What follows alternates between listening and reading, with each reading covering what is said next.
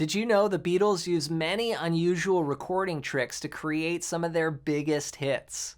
In this video, I want to share with you a strange example of this. The song is Strawberry Fields Forever, and it was recorded at Abbey Road Studios in London over multiple sessions between November and December in 1966.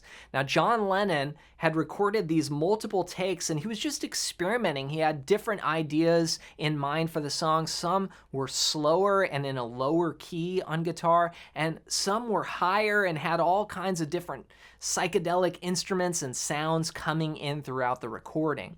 But he ended up liking the first part of one and then the second part of a later take. So this presented quite a predicament for George Martin, and what he did was genius, along with the help of Geoff Emerick, the engineer, is he actually used the tape machine and spliced two different takes together. Now, if you have one in a different key than another one, this is totally crazy. So what he did was slow down the pitch on one and then speed up the pitch on another. And what this did is kind of land right in the middle. So if you have your guitar in standard tuning and you try and play along with this song, it sounds off, even if you're playing the right chords. So what you have to do is tune your guitar about halfway between A and B flat. So you're going to take all your standard tuning E, A, D, G, B, E, and just put each one about 50 cents sharp and then play it in the key of A.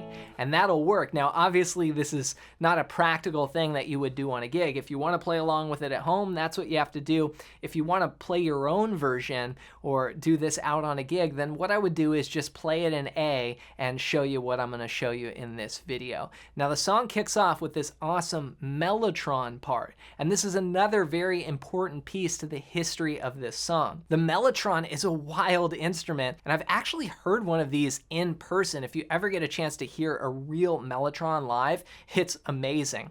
Years ago, I was doing a session at a studio, and the studio had multiple rooms, and I was in one room recording, and the owner of the studio had called in a session musician to play a mellotron, and this guy had a mellotron. He brought it in. It's like this huge keyboard, and we were recording in one room, and one of the engineers just poked his head into our room and said, hey, sorry to interrupt, but if y'all want to see a mellotron, come check this out in the other room. And we're like, what? Well, let's take a break and go check it out. And so we go in this other room, and this guy starts playing a mellotron, and basically it's, he hits these keys, and it actually triggers a tape, like a cassette. It's like a cartridge inside the keyboard to play the sounds. And that's what you hear at the beginning of Strawberry Fields Forever. If you play it on guitar, it sounds like this.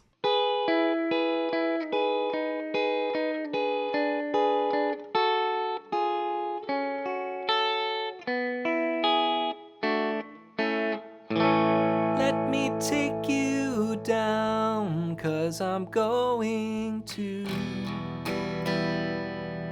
All right, so we're starting out with these triads, and it's a very common Beatles move. You hear this in like Something by George Harrison, and you start out on an E triad, and you're gonna break it up playing the top two strings and then the third string, just alternating.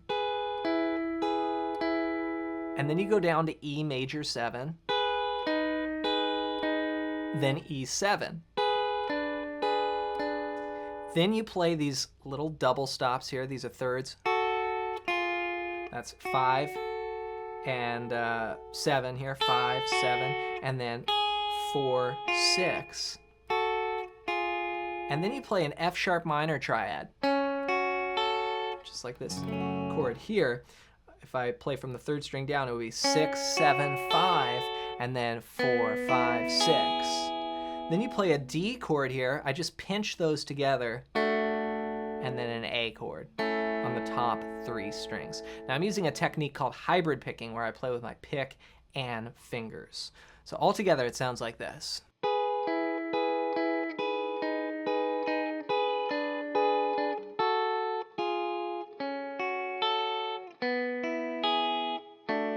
Then strum A, and then John Lennon comes in singing, let me take you down, 'cause I'm going to So you just hit that A chord there, and that's from the 5th string down. Just open, 2, 2, 2, open. 1, 2, 3, 4. You let it ring for 8 beats, and then you go to E minor. And right away, okay, this is so genius. You've got the A chord. We're in the key of A, but then all of a sudden he goes this. The next chord is E minor, which we've already changed out of the key of A. It's just genius, but the melody flows so perfectly.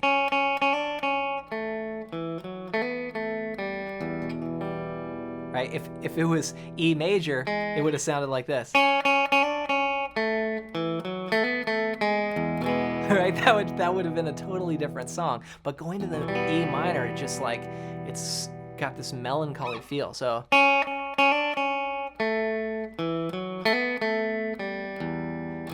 now we're gonna strum. The basic strumming pattern when I'm playing this tune is just 8th notes. 1, 2, and 3, and 4, and down, up, down, up, down, up, down, up. Okay? And these are also 8th notes too. 1, and 2, and 3, and 4, and 1, and 2, and 3, 4, 1, and 2, 3, and 4. Now check this out. This is a 2/4 bar. 1, 2, 1. So John Lennon would do this all the time. He would have little 3/4 bars, 2/4 bars, and he would change the time signature, which is like the fundamental count in his songs all the time. And if you're not aware of the count, then it's easy to get off. So there you've got 2/4 bar. 1, 2, 1, 2, 3, 4, 1. And then so there you're back to 4/4. Paul McCartney didn't do this as much in his music. This was definitely more of a John Lennon thing.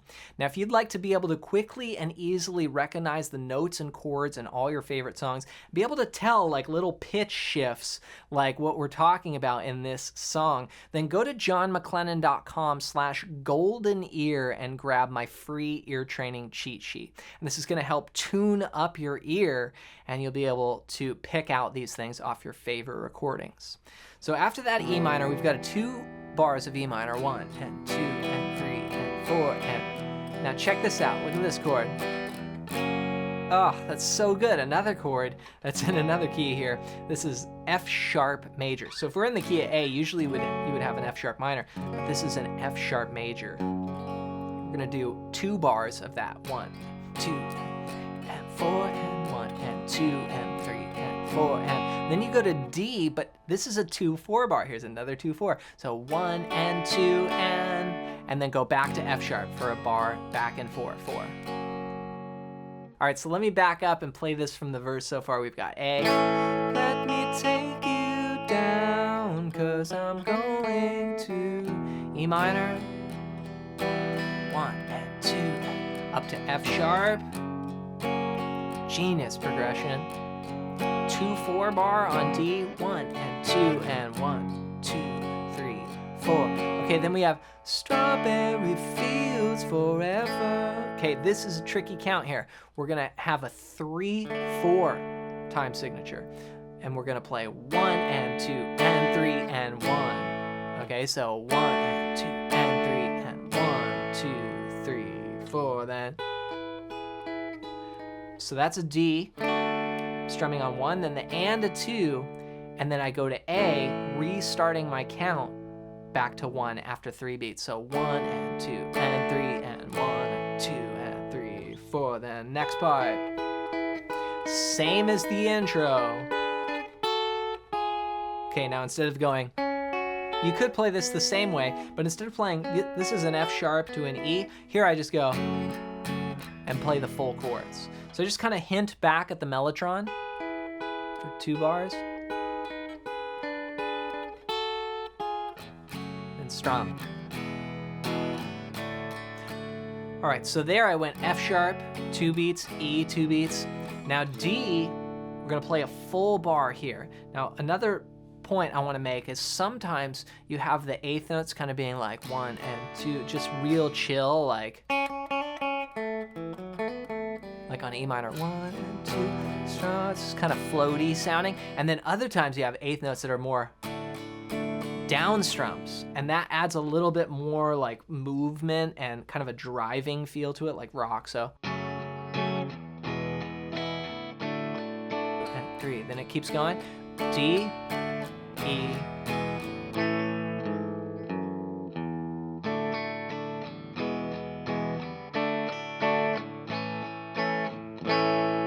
Okay, so right there, basically what I did was I played a bar of D, 1 and 2 and 3 and 4, then 2 beats of D, 1 and 2 and E, then you go A. Now here I walk the bass down. You can hear this walking bass line, and I like to just grab that on guitar, so I play an A chord, and then the note G sharp, F sharp with my thumb, E.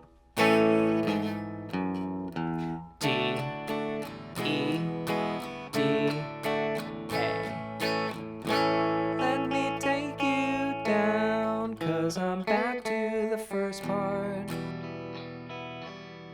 All right, so this is the next verse, and it basically does the same thing, but we've got a little change. Let me show you. So from the A, 'cause I'm going to strawberry fields. This is all the same, up to F sharp. 2, 4 on D, 1 and 2 and F sharp, 2, 3, 4, 1 and 2 and 3 and 1 and 2 and 3 and 4 and... Okay, then we've got this cool kind of sitar line, which I like to grab on guitar, and that goes like this.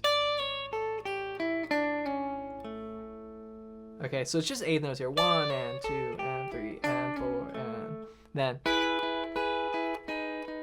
So the notes there are D, C sharp, A, G. Okay, it's like an A7 chord. What's that sound? It's like a bluesy sitar lick. E, D, C sharp, A. And then you go back to the first part.